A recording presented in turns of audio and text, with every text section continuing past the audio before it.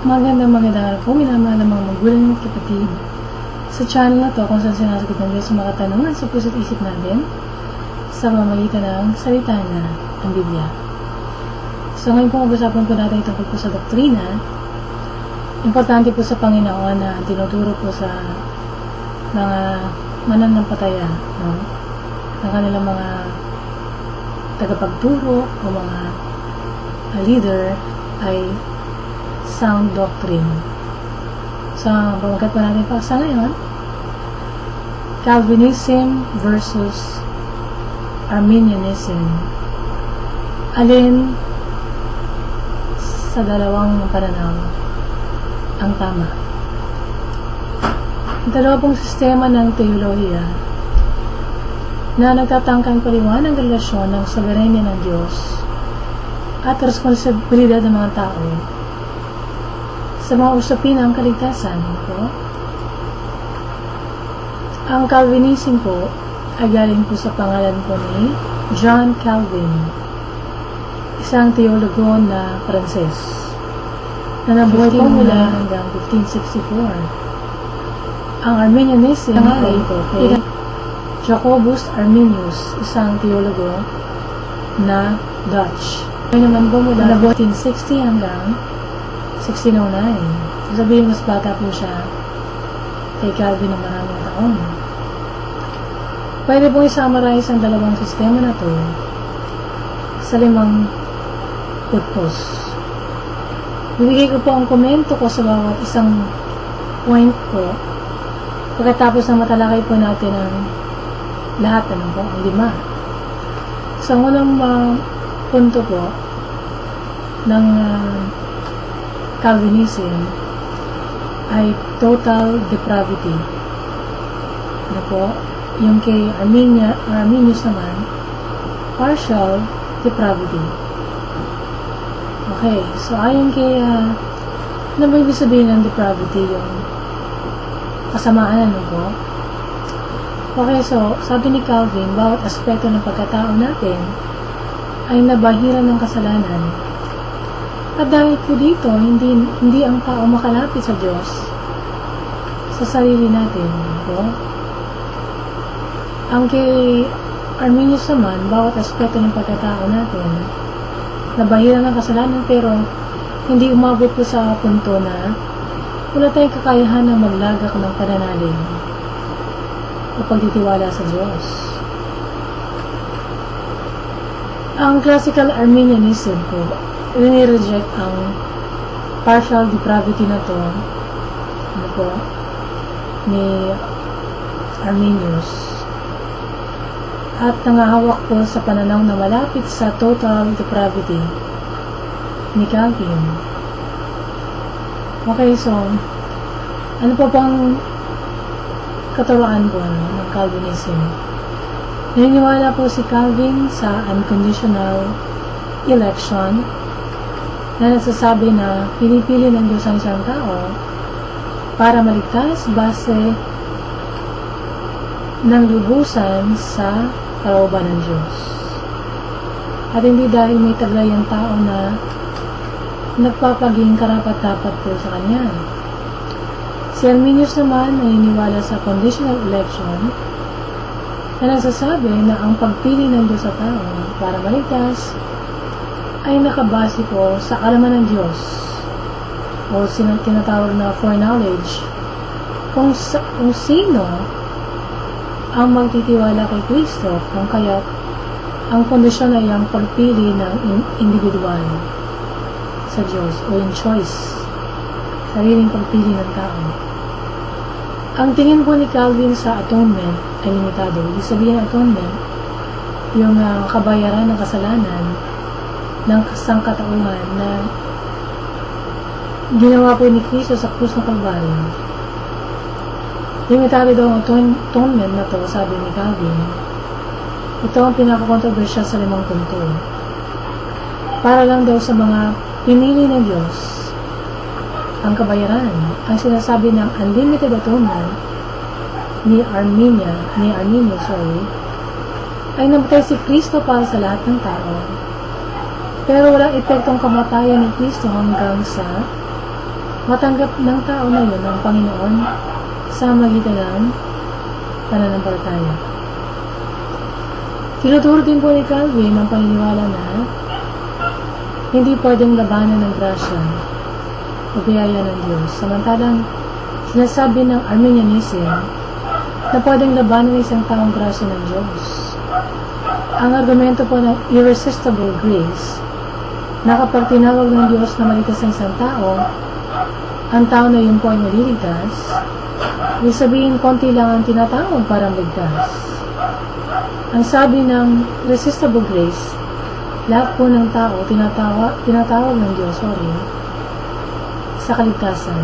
Pero, maraming tao po nilalabanan at tinatanggihan ng pagtawag na ito. Pinangahawakan din po ni Calvin ang pagpupursige ng mga pinabanal o ng mga saints Sa Kristyanuhan po, ang mga tao pong tumanggap sa Panginoong Jesus ay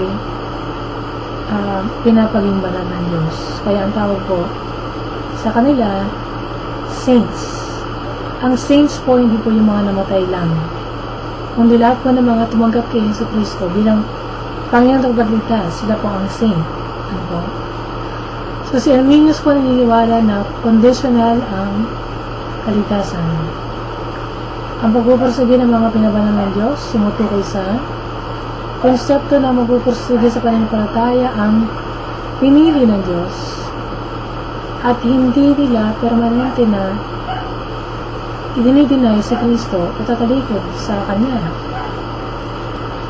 Sa maling salita po, kung lumigwa ka sa pananampalataya, hindi ka ibig sabihin talagang pinili ng Diyos. Sa pananaw po ni Arminius, ang conditional salvation, ang tao po pwedeng tumalikod sa Panginoon.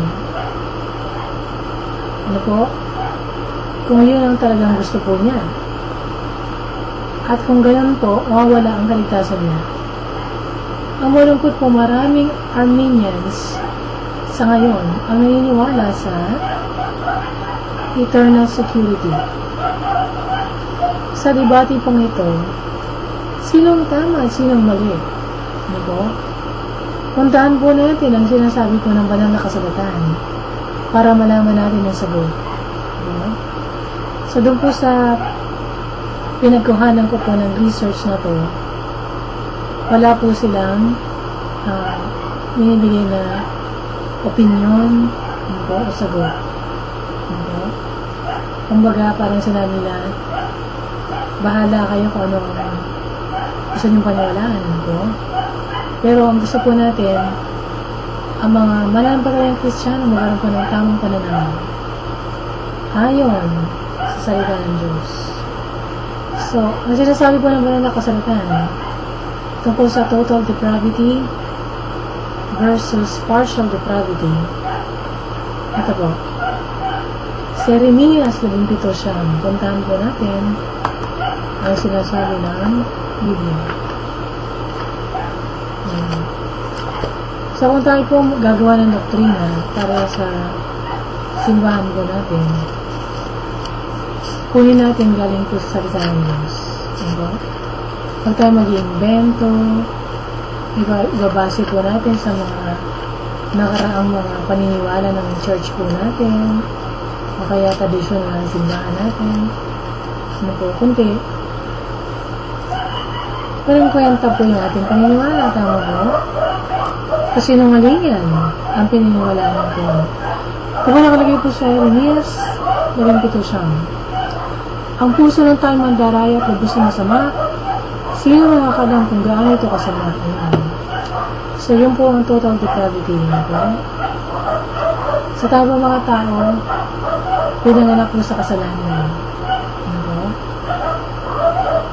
Ano po nakalagay? Sa Mateo 26. Talata 41. Magpuyat kayo at manalangin upang hindi kayo madaig ng tukso.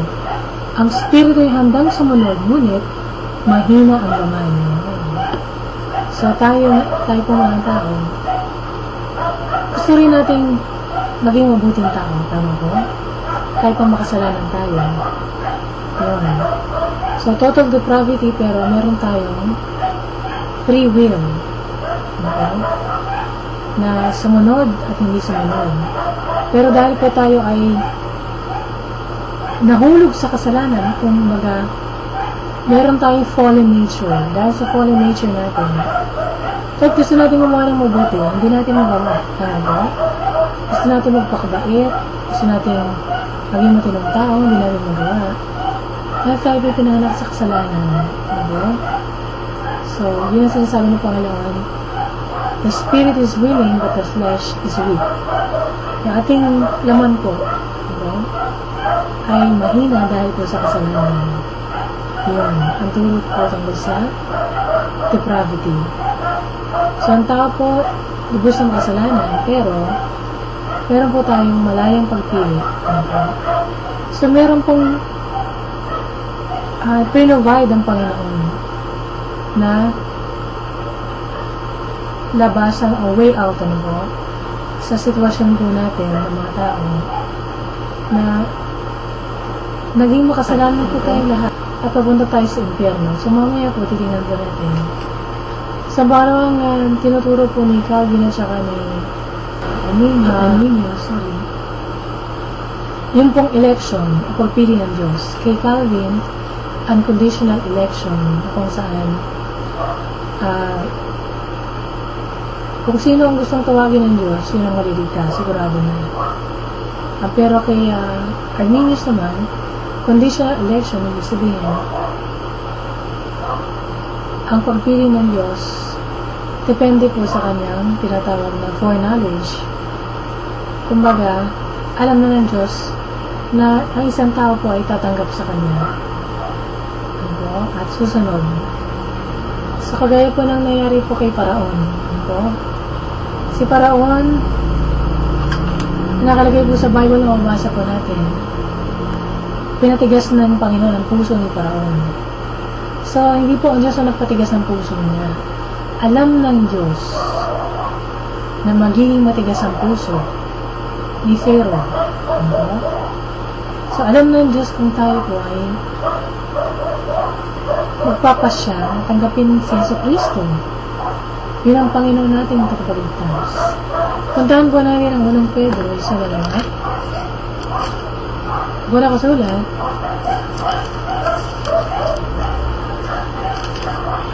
Okay, sabi nito, pinili na kayo ng Diyos Ama noong pa para may anak niya sa magitan ng banal na Espiritu para sundin niyo si Yesu Cristo at upang linisin kayo sa makasalanan niyo sa magitan ng kanyang dugo. Ayun. Okay, so nung sabi po sa atin doon, talagang binasa natin, na ang pagpili ng Diyos ay noong pa.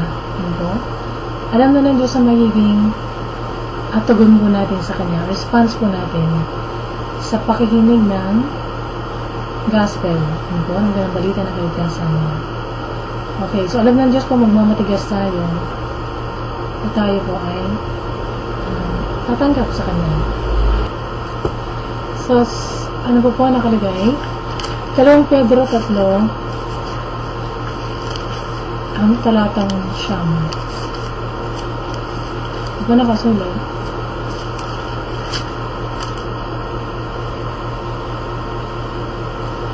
Hindi nagpapabaya ang Panginoon sa pagtubad ng pangako niya gaya ng inaakala ng ilan. Ang totoo, binibigyan lang niya ng pagkakataong magsisi ang lahat sa mga kasalanan nila dahil ayaw niyang mapahamak ang sino man yun. So lahat po tayo gusto ng Diyos maligtas. Ang tanong, gusto rin ba natin maligtas tayo? Tanggapin yung kaligtasan na ino-offer ng Diyos sa atin sa magitan ng kanyang bituhan. At sumunod po na doktrina po ni Calvin ay yung pong limited atonement versus po kay Arminius na unlimited atonement. So, yung atonement po ng Panginoon, kabayaran na ginawa niya para sa ating mga kasalanan ay unlimited. Yan po. Yan po nakasulat sa banal na kasulatan sa Roma 5:1. Buksan po natin doon natin mga Biblia. Yan po. Ito po nakalagay. Okay, so sabi nito, parang mali hindi mabasa. Hindi lang yan nagagalak tayo sa relasyon natin sa Diyos sa relasyon natin ngayon dahil sa ginawa ng ating Panginoong Kristo ay balik na ang magandang relasyon natin sa Diyos dahil sa Kanya. So yun, unlimited atonement, no? Bumalik na o na-restore na ang magandang pakipag-ugnayan sa Diyos dahil sa Panginoong Jesus na naputol po dahil sa kasalanan ni Adan at Eva. Sa Hebreo siyang 12. Ito ba nakasulat? Sabi dito,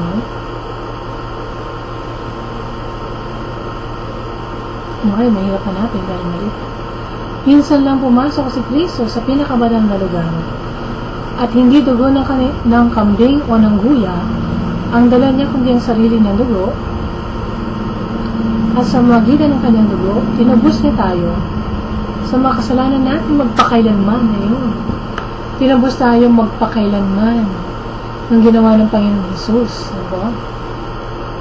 So, hindi na kailangan ng iba pang sakripisyo. Yun na po yun. Sa talatang 26, okay, puntahan po natin.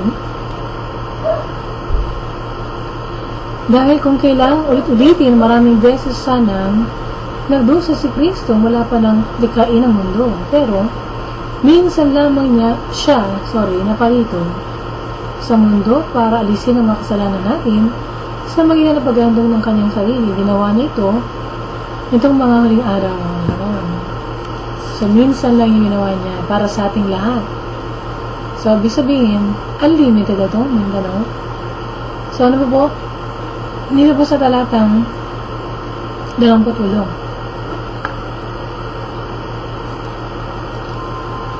Okay, basahin po natin ang nakasulat.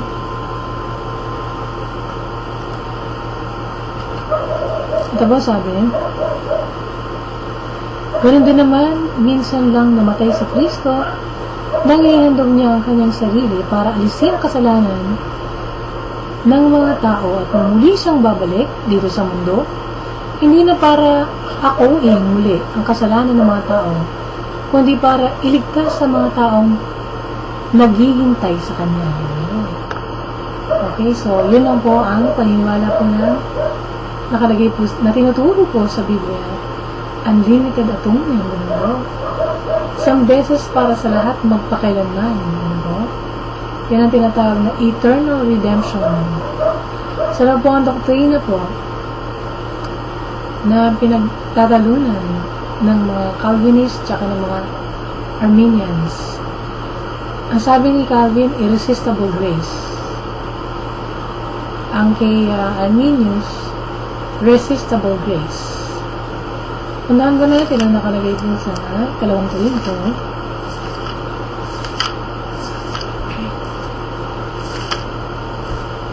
Talata 1. Talata 12, talata 1. So, isang bagay na may pagmamalaki namin, tama ba? Namumuhay kami matuwid at tapat sa harap ng lahat ng tao, lalong na sa inyo. Nagawa namin to hindi sa magitan ng karunungan ng mundo kundi dahil sa biyaya ng Diyos. Yan. Okay. So, binanggit po yung grace, ano po, biyaya ng Diyos. Ano po sa Kabanata 12? Talata siya. Basahin po natin.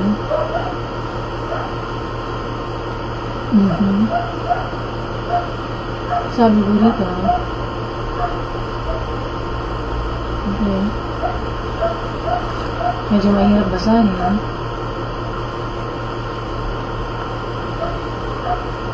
Ngunit sinabi ng Panginoon sa akin, sapat na sa iyo ang aking biyaya, Dahil ang kapangyarihan ko'y nakikita sa iyong kahinaan, kaya munggal akong pinagmamalaki ang aking mga kahinaan, nang sa ganon ay lagi kong maranasan ang kapangyarihan ni Kristo.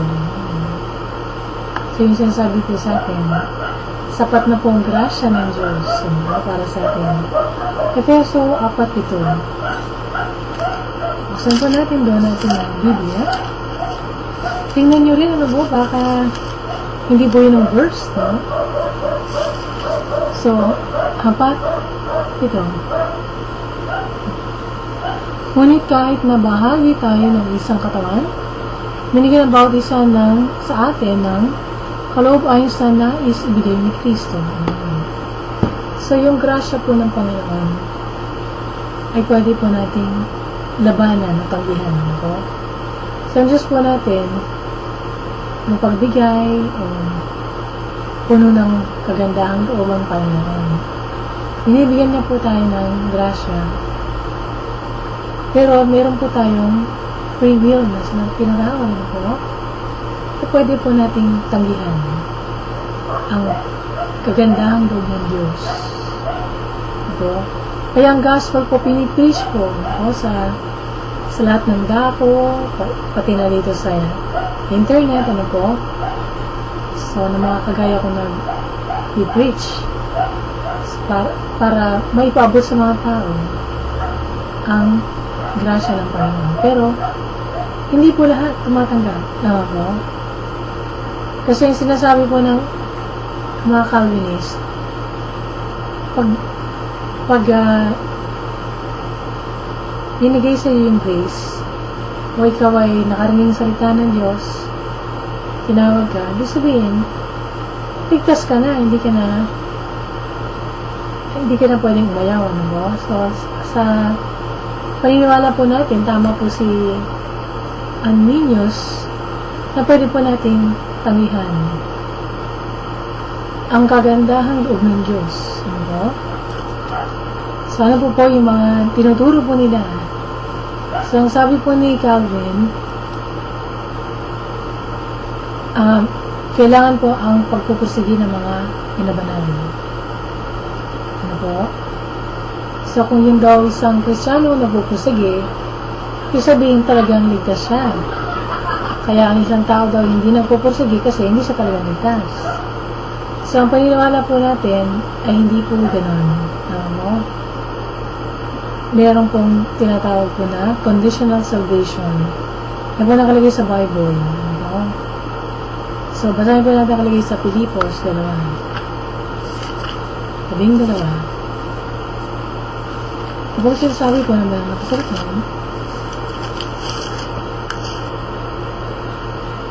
mga minamahal, kung paano lagi ninyo akong sinusunod nung magkakasama pa tayo, lalo na sana kayong maging masunurin kahit ngayong malayo na ako sa inyo. Sikapin niyo yung pamuhay at kaligtasang tinanggap niyo at gawin niyo ito ng may takot at paggalang sa Diyos. So, dito po sa talata na to, nakalagay po sa Ingles, work out your salvation with fear and trembling. So, bagamat ina-offer po sa atin ang kaligtasan at tinatanggap po natin, yun po ay umpisa pa lang, ano po?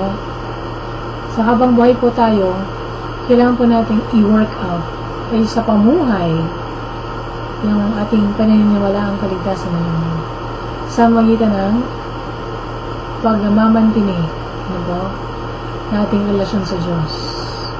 Ano po? So, pag Kristiyano ka na, hindi doon natatapos ang kaligtasan. Ang kaligtasan po ay tuloy-tuloy. Ito po yung lifestyle na kailangan sa pamuhay po natin. Hindi po kay Kristiyano na tayo, pwede natin gawin ang gusto natin. Diba? Na pumasok tayo sa beer house, o magbabad po tayo sa internet, nanonood ng mga porno. Hindi po ganoon ang buhay Kristiyano. Ang buhay Kristiyano po ay pagtalikod sa kasalanan. Kasi po bumuti ang Panginoon sa Kristo para gapiin po ang kapangyarihan ng kasalanan sa buhay po natin. So, kailangan po natin sa pamuhay, ang ating pagiging ligtas. Tama po? Patunayan po natin ating pinasabing kaligtasan sa Diyos. Hebreo 9. Basa ka na yata yun. Ano ba yung kanina? Na kung saan malulubos ang kaligtasan natin pagdating ng Panginoong Jesus. Dito po pala sa Hebreo 6:4. Dito po sa kalagay po sa Hebreo 6:4 pababa. Ano po? Sabi, for it is impossible for those who were once enlightened and have tasted the heavenly gift and were made partakers of the Holy Ghost and have tasted the good word of God and the powers of the world to come, if they fall away, to renew them again unto repentance, seeing they crucify to themselves the Son of God afresh and put him to an open shame. Okay. So, hindi na daw po posible na maligtas yung taong tumalikod sa Panginoon. Ano? So, ang katuwiran po ng mga Calvinist, sila po ay umalis sa Panginoon dahil wala talaga sila sa Panginoon. Itong po sa nabasa po natin ang sabi, no? Nagrepent na po sila, nakatikim na ng pagpapalo ng salita ng Diyos, at umalis. Ano? So, ligtas po yung mga yun. Anong nangyari po, pwede po palang mawala ang kaligtasan po natin. So, may binabagi pong Panginoon ng mga overcomer o magtatagumpay sa aklat ng pahayag. So, ano pong sinasabi po sa atin noon? Kung hindi po tayo magtatagumpay, wala tayong tanggap magandang pana sa Panginoon sa pagdating niya. Tama po? At yun po mga hindi tapat na alipin sa Mateo 22:13. Ano po ang sinabi dun sa alipin na yun? Anong ginawa po sa kanya? Ano po? Kasahin po natin ang mga sulat. Sa Mateo 22:13.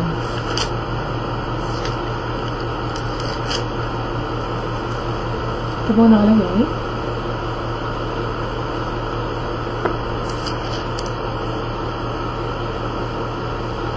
Kaya sinabi ng hari sa kanyang mga utusan, talihin ninyo ang kamay at paa niya at itapon sa dilim. Doon sa labas, doon ay iiyak siya at magngangalit ang kanyang ngipin. So ito po ay lingkod na ng Panginoon. Po. Sa kaharian po ng Diyos,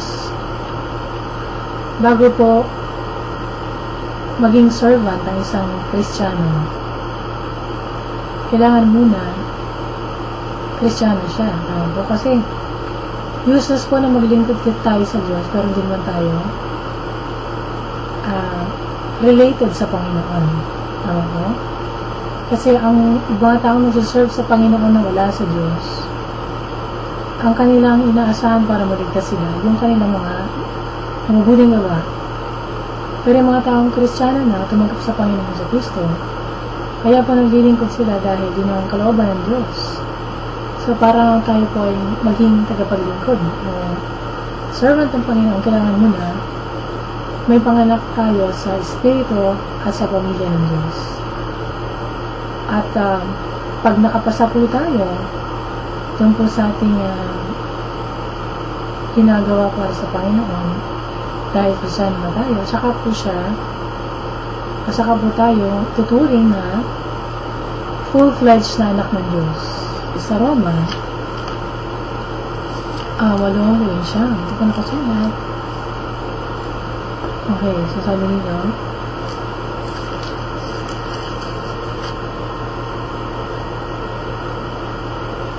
ito po, basahin natin. Maging ang buong nilikha ay sabik na naghihintay na ihayag ng Diyos ang mga anak niya. So, hindi po ngayon nahahayag. So, meron po tayong haharapin. Tayo po mga tumanggap sa Panginoon sa Kristo bilang tagapagligtas sa Panginoon natin, harap po tayo sa judgment seat of Christ. At doon po madedeklara na tayo po ay talagang mga anak ng Diyos. So, sa ngayon, tumanggap tayo sa Panginoon, meron po tayong karapatan na maging anak ng Diyos. At tayo po ay tinawag para gumawa ng mabuti. No? So, magawa natin ng mabuti bilang Kristyano, ay hindi para maligtas tayo, kundi yun ang kalooban ng Diyos para sa atin. Okay, so ngayon, natunghayan nyo na po ang pagkakaiba o kung ano ang mali, ano po, at tama dun sa dalawang pananaw na Calvinism at Arminianism. Ano po? So, alam niyo po, no, kayo po maghusgahan po. So, para sa akin, na nakita ko po, na mas ayon sa salita ng Diyos ang Arminianism. Ano po? Yan. So, bagamat meron po mga konting modification na dapat gawin, ano po, sa paniniwala po nila. So, majority po ng doktrina, ano po, ng Arminianism ay tama. Ano po? So, kung kayo po ay nagsisimba sa isang simbahan na ang tinuturo po ay taliwas sa salita ng Diyos.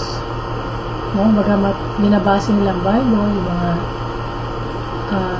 nauuno sa kanila, ang nagkakot ng Bible, pero ang sinasabi naman po nila ay malayo ginagawa po nila. Yung kanilang mga practices, no? Ay mali. Ano? Magsisi na po tayo sa mga lipong paniniwala po natin at sa mga maling ginagawa po natin. Akala natin ay okay sa Panginoon. Ano ba? So, kailangan po natin makilala ang Diyos at maintindihan ang plano niya para sa atin. So, una po lahat po tayo, mahal tayo ng Diyos. Kaya lang po, dahil po sa kasalanan, tayo po ay napawalay sa Panginoon. Para po tayong makabalik sa Diyos, iniisip po ng mga tao na magtayo ng iba't ibang relihiyon. Pero hindi po nakatulong yun para maayos ang magandang pakipag-ugnayan natin sa Panginoon. Ang nangyari po, dahil sa pagmamahal ng Diyos sa atin, ay hindi niya po gusto na may mapahamak sa atin. Nabasa po natin na ang kalooban niya ay kaligtasan, no? Ng lahat ng tao. Kaya ang ginawa po niya, pinadala niya ang kanyang bugtong anak na si Jesus. Pangasino man po sa atin na gusto pong maligtas o magkaroon ng buhay walang hanggan, ay pwede pong magpatawad ng Diyos. Maibalik po ang magandang pag-ibag-unayan natin sa Diyos. Ang tamang relasyon sa Diyos ay posible lang po kung tayo po ay magsisisi sa kasalanan po natin at tatanggapin natin si Jesucristo bilang sarili nating tagapagligtas at Panginoon na ating buhay. Sabihin na tagapagligtas, sa Kanya lang tayo magtitiwala para sa kaligtasan natin. Hindi po sa sarili nating ginawa, hindi po sa relihiyon natin, okay? Kundi yung ginawa niya po sa krus, ang tanging kabayaran sa kasalanan ng mga tao. At sumunod, gawin po natin siyang Panginoon, siya po ang paghariin natin sa buhay natin. Kung dati po tayo ang susunod, kung gusto natin ang ginagawa natin, paubuhin po natin si Jesucristo sa trono ng ating buhay at hayaan po natin na siya ang magpatakbo. Ano po?